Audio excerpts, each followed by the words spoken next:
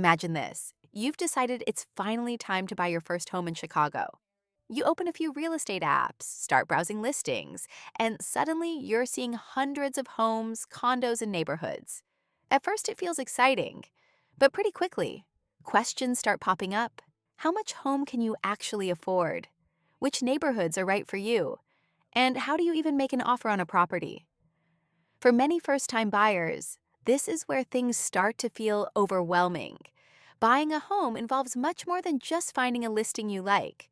There are financing decisions, negotiations, inspections, and a lot of paperwork along the way.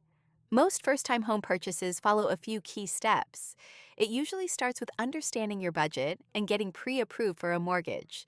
This helps you know exactly what price range you should be looking in. Next comes the home search, where buyers explore properties that match their needs, lifestyle, and location preferences. Once the right home is found, the next step is submitting an offer and negotiating with the seller. After that, the home goes through inspection and appraisal to confirm its condition and value. And finally comes closing day, when everything is signed and you officially become a homeowner.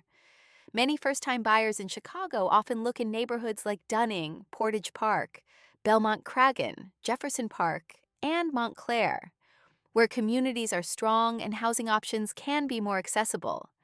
Buying your first home can seem complicated at first, but when you understand the process step by step, it becomes much easier to navigate.